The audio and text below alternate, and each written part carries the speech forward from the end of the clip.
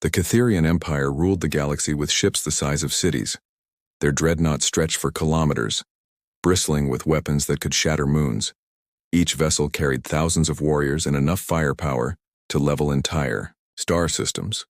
For 300 years, these massive warships had crushed every resistance, conquered every world, and silenced every voice that dared oppose them. Commander Vex Talar stood aboard his flagship, Eternal Crusher, a ship so enormous it cast shadows across entire planets. His 4 eyes gleamed with satisfaction as he watched his fleet of 200 colossal vessels prepare for their next conquest. Each ship was a monument to Catherian superiority, painted in deep crimson with golden spikes that caught starlight like fangs. The sensor operator Zekmor suddenly perked up at his station. "Commander, we have detected a vessel approaching our perimeter." Vex Talar's mandibles clicked with interest. "Show me." The main display flickered to life, showing a tiny speck against the backdrop of stars. The crew burst into laughter. After years of facing massive enemy fleets, this was what approached them. A ship so small it looked like an insect compared to their mighty vessels. "Is that really a warship?" asked another officer, wiping tears from his eyes. "It's smaller than our escape pods." The vessel was indeed pathetically tiny.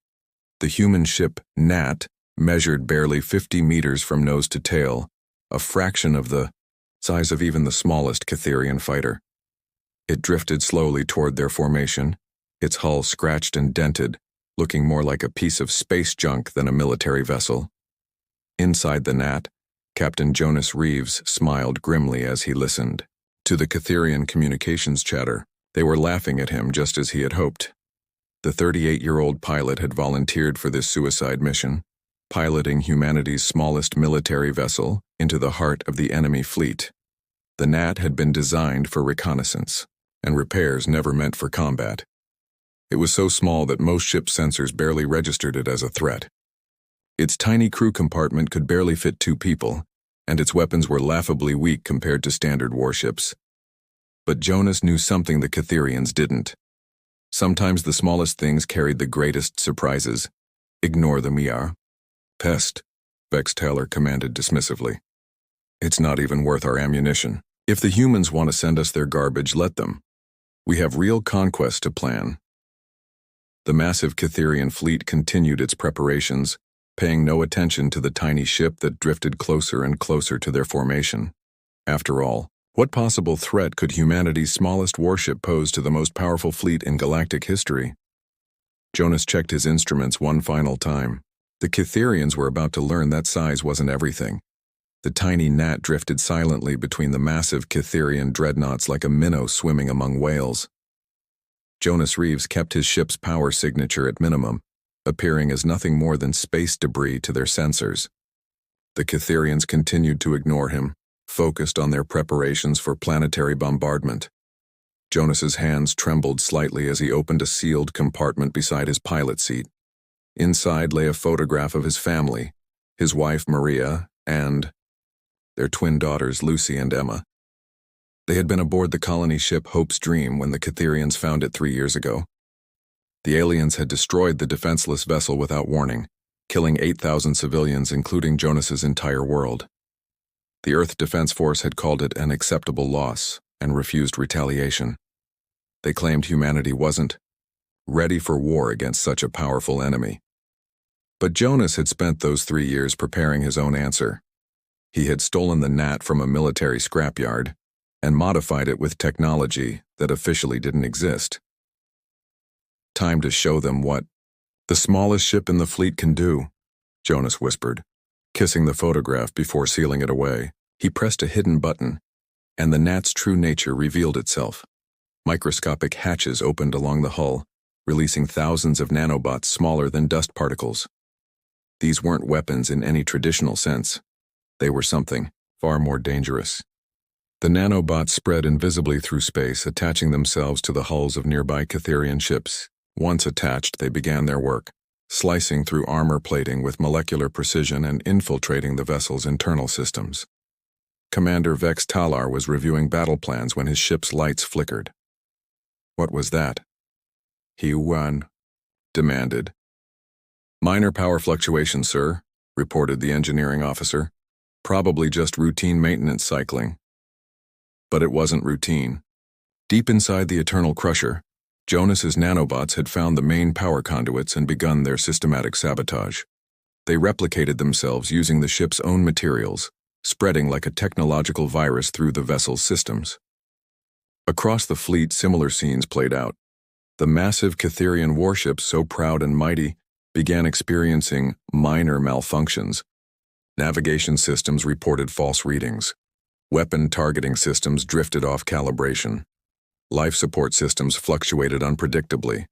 The Cytherians, accustomed to brute force solutions, tried to compensate with backup systems. But Jonas had anticipated this. His nanobots were programmed with detailed knowledge of Cytherian technology, stolen during humanity's years of desperate intelligence gathering. "Sir, we're getting reports from across the fleet," Zekmor announced nervously. "Multiple ships are experiencing technical difficulties." Vex Talar's four eyes narrowed. Technical difficulties didn't happen to Cytherian ships.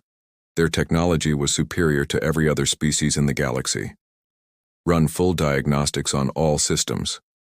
While the massive ships struggled with their mysterious malfunctions, the tiny gnat maneuvered closer to the flagship. Jonas had saved the best surprise for last.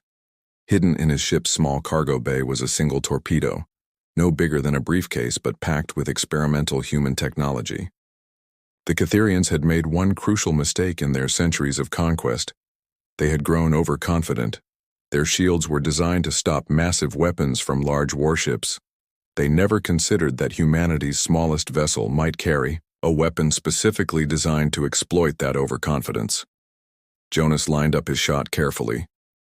The Eternal Crusher's shield generators were massive, powerful, and completely unable to detect his tiny torpedo as it slipped through their defenses, like a needle through cloth. The torpedo didn't explode when it hit the flagship's hull. Instead, it burrowed deep into the ship's superstructure and activated its real payload, a quantum destabilizer that began unraveling the molecular bonds holding the massive vessel together. "Commander!" Zekmor's voice cracked with panic. "The hull is destabilizing. Something's tearing apart our molecular cohesion." Vex Talar stared in disbelief as his mighty flagship began to shake itself apart from within. Around him, his crew scrambled desperately to understand what was happening. How could their invincible dreadnought be destroyed by an enemy they couldn't even see? As the Eternal Crusher's lights failed and emergency systems screamed warnings, Jonas Reeves smiled grimly in his tiny cockpit. The galaxy's smallest warship had just crippled the enemy's largest vessel, but this was only the beginning. The Eternal Crusher shuddered violently as its molecular structure continued collapsing. Emergency klaxons wailed throughout the massive ship while Cytherian crew members scrambled to understand how their invincible flagship was being destroyed by an invisible enemy. Commander Vex Talar gripped his command chair as the deck plating beneath his feet began to buckle. "All ships evasive maneuvers," he roared into his communicator. "We're under attack by an unknown weapon," but the tiny gnat was already gone, slipping away like a ghost between the panicking dreadnoughts. Jonas watched his tactical display with grim satisfaction as chaos spread through the Cytherian fleet. The nanobots had infected 17 ships now, each one experiencing critical system failures. The beauty of his plan was its simplicity. The Cytherians had spent centuries building bigger and more powerful ships, never imagining that their enemy would come in the form of humanity's smallest warship. Their sensors were calibrated to detect massive threats, their shields designed to stop planet-killing weapons. They were completely blind to the tiny vessel weaving between their hulks like a wasp among elephants. Jonas opened a communication channel to the entire Cytherian fleet. His voice cut through their emergency frequencies, calm and cold. "This is Captain Jonas Reeves of the Earth vessel Nat. You destroyed the colony ship Hope's Dream 3 years ago. 8,000 innocent people died, including my family. Today, you learn what happens when you underestimate humanity's smallest ship." Vex Talar's mandibles clicked in rage. "One ship? One pathetic little ship did this?" He turned to his weapons officer. "Find that insect and crush it." The massive Cytherian gun swiveled, searching for the tiny target. But the gnat was too small, too fast, and too smart. Jonas had studied their weapon systems for years. He knew their firing patterns, their tracking limitations, their blind spots. Every shot they fired missed by kilometers, wasted on empty space. Meanwhile, his nanobots continued their relentless work. The second largest Cytherian ship, the Galaxy Breaker, suddenly lost all power as its main reactor was consumed from within. The vessel went dark, drifting helplessly as its crew desperately tried to restart systems that no longer existed. Jonas piloted the gnat directly under the belly of another dreadnought, a ship called World Ender, that was 50 times his vessel's length. The Cytherians above him never knew he was there as he released another swarm of nanobots through their hull breach points. Within minutes, their weapon systems began malfunctioning, firing randomly into space. "He's using our size against us," Vextaler realized with growing horror. "Our own ships are too big to track something so small." The commander was beginning to understand the tactical nightmare they faced. Their massive fleet was designed for warfare against equals, other large ships, planetary defenses, space stations. They had never encountered an enemy that was too small to hit, but smart enough to exploit every weakness in their oversized vessels. Jonas launched 3 more micro-torpedoes, each one finding its mark on different ships. The Cytherians watched in helpless fury as their pride and joy began falling apart around them. Ships that had conquered star systems were being destroyed by a vessel smaller than their escape pods. The psychological impact was devastating. For centuries, the Cytherian Empire had ruled through fear and overwhelming force. Their massive ships were symbols of unstoppable power. Now that power was being shattered by humanity's tiniest warship, and the entire galaxy was watching. Other species throughout the sector began picking up the battle transmissions. Worlds that had cowered before Cytherian might suddenly saw their oppressors being humiliated by a single small ship. Hope, long dead in the hearts of the conquered, began to stir again. Jonas felt no satisfaction in the destruction he was causing. Every exploding Cytherian ship was a small payment on the debt they owed for murdering his family. But he knew this was bigger than personal revenge. He was proving that the Cytherian Empire could be beaten, that their reign of terror had weaknesses. As the 7th dreadnought succumbed to nanobots and began breaking apart, Jonas prepared his final surprise. Hidden in the gnat's tiny engine compartment was something that would make the Cytherians understand just how dangerous humanity's smallest ship could be. The real demonstration was about to begin. Jonas was preparing to deploy his final weapon when his communication system crackled to life with an unexpected transmission. The voice that emerged from the static made his blood freeze. It was human, but wrong somehow, distorted and filled with pain. "Jonas, brother, is that really you?" The voice belonged to Marcus Reeves, Jonas's younger brother who had been declared dead 3 years ago when the research vessel Starlight Pioneer vanished in Cytherian space. Jonas had mourned him along with his wife and daughters, believing his entire family was gone. "Marcus?" Jonas whispered, his hands trembling on the controls. "Where are you?" The answer came from the largest ship in the Cytherian fleet, a monstrous dreadnought called the Devourer that dwarfed even the Eternal Crusher. It was more than just a warship, it was a mobile weapons laboratory where the Cytherians conducted their most horrific experiments. "I'm inside their monster." Marcus's voice came through in broken fragments. "They didn't kill us, Jonas. They kept us alive. They've been using us, changing us, turning us into weapons." Jonas felt sick as the truth became clear. The Cytherians hadn't just murdered human civilians. They had been capturing them, experimenting on them, turning them into living weapons. His brother had been trapped inside that nightmare for 3 years. Commander Vextalar, now aboard an emergency command vessel after abandoning his dying flagship, intercepted the transmission and laughed cruelly. "Yes, human, your brother lives. We improved him, made him useful. He is our greatest bioweapon, now perfectly designed to destroy ships exactly like your pathetic little vessel." Through the view screen, Jonas watched in horror as the Devourer began to change. Parts of its hull shifted and reconfigured, revealing organic components fused with alien technology. At the center of this mechanical nightmare was Marcus, or what remained of him. His body integrated into the ship's systems, his mind linked to its weapons. "I can't control it, Jonas." Marcus's voice was filled with agony. "They're forcing me to target you. Your ship is too small for their regular weapons, so they made me into something that can hunt vessels like the Gnat. I'm sorry, brother. I don't want to hurt you, but I can't stop it." The bioship moved with unnatural grace, its weapons system specially designed to track and destroy small, fast targets. Unlike the massive Catherian guns that couldn't hit the tiny Gnat, this hybrid vessel was built specifically to counter humanity's smallest warship advantage. Jonas found himself in an impossible situation. His nanobots were useless against the bioship's living hull, and his micro-torpedoes couldn't penetrate its adaptive defenses. Worse, he couldn't bring himself to fight back effectively, knowing that destroying the ship meant killing his brother. "There has to be another way," Jonas muttered, desperately searching his instruments for options. The Gnat was fast and maneuverable, but the Devourer was closing in, its biomechanical weapons charging with deadly energy. Then Marcus's voice came through again, stronger this time. "Jonas, listen to me. I've been fighting their control for 3 years, learning their systems from the inside.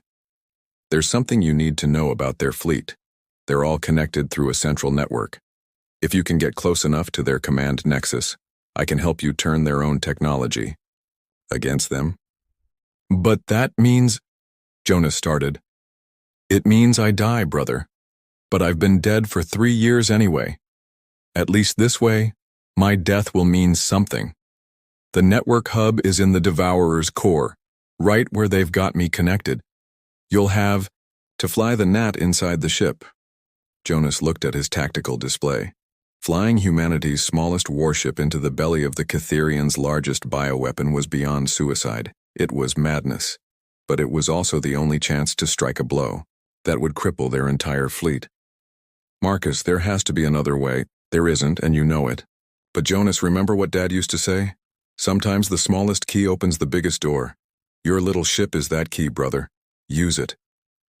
The Devourer fired its first volley, beams of energy that came terrifyingly close to the Gnat's hull. Jonas took a deep breath, looked at the photograph of his family one last time, and made his choice.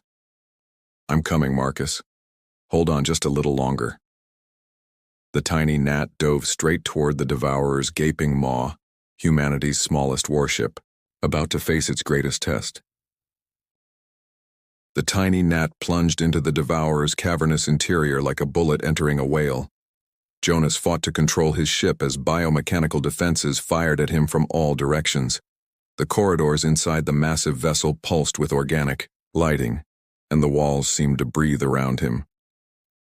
"Stay on course, brother." Marcus's voice guided him through the nightmare maze. "The network hub is dead ahead, but their internal defenses are tracking you. You've got maybe 2 minutes before they overwhelm your shields." Jonas pushed the Gnat's tiny engines to their maximum, weaving between tendrils of living metal that tried to ensnare his ship. The beauty of humanity's smallest warship was becoming clear. It was the only vessel compact enough to navigate the bioship's interior passages. A larger ship would have been trapped immediately. Behind him, explosive charges detonated where the Gnat had been seconds before. The Catherians were trying to collapse the corridors to crush him, but Jonas was too fast, too small to catch. His ship darted through gaps barely wider than its hull, following Marcus's desperate directions. "There." Marcus's voice was weakening. "The central chamber, straight ahead. Jonas, when you see me, I'm not the same anymore. They've changed me into something horrible." The Gnat burst into a vast spherical chamber at the heart of the Devourer. What Jonas saw there nearly made him lose control of his ship. Marcus hung suspended in the center, his body fused with cables and biomechanical interfaces. His brother's face was barely recognizable, scarred by 3 years of alien experimentation. "I've been holding back their control," Marcus gasped, "but I can't do it much longer. The network hub is right there, that pulsing mass above me. If you can destroy it, every Catherian ship in the fleet will lose their coordination systems." Jonas aimed the gnat's remaining weapons at the hub, but Marcus stopped him. Wait. Use your nanobots instead. Program them to spread through their network. Don't just destroy their fleet here. Make sure they can never hurt anyone again. Understanding flooded through Jonas. His brother wasn't just asking him to win this battle. He was asking him to end the Cytherian Empire forever. The nanobots could spread through their network to every ship, every base, every world they controlled. Do it, Jonas. For Maria, for Lucy and Emma, for every family they've destroyed. Jonas released every nanobot the gnat carried, programming them with a simple directive: follow the network pathways and shut down every Cytherian system they encountered. The microscopic machines swarmed toward the hub, their size making them impossible for the alien defenses to stop. As the nanobots made contact with the network, Marcus screamed. The feedback was tearing through his nervous system, but he held on, using his connection to guide the nanobots deeper into the Cytherian network. It's working, Marcus shouted through his pain. I can feel them spreading to every ship in the fleet, then beyond, to their home systems, their manufacturing centers, everything. Throughout space, Cytherian ships began shutting down one by one. The mighty dreadnoughts that had terrorized the galaxy for centuries went dark as their systems failed. On dozens of worlds, Cytherian installations fell silent as the nanobots spread like wildfire through their technology. The Empire is finished, Marcus whispered, his voice growing faint. But Jonas, you need to get out of here. The bioship is dying and it's going to take me with it. I'm not leaving you. Jonas brought the gnat closer to his brother. You have to. Someone needs to tell the galaxy what happened here. Someone needs to make sure humanity rises again. Marcus smiled, and for a moment he looked like the young man Jonas remembered. Besides, big brother, you've got the smallest ship in the fleet. Use that speed and get out of here. The chamber began collapsing around them as the Devourer's biosystems failed. Jonas had seconds to escape, but he couldn't bring himself to abandon Marcus. Go, Marcus shouted. That's an order from your little brother. With tears streaming down his face, Jonas gunned the gnat's engines and raced back through the dying ship's corridors. Behind him, the Devourer imploded as its biomechanical systems consumed themselves. The tiny ship burst out of the collapsing dreadnought just as it vanished in a flash of light. Around him, the once mighty Cytherian fleet drifted powerless. In space, their crews trapped aboard dead ships. Jonas opened a communication channel to the entire galaxy. This is Captain Jonas Reeves of the Earth vessel Gnat. The Cytherian Empire is finished. Their fleets are disabled. Their systems are dead. To every world they enslaved, every species they oppressed, you are free.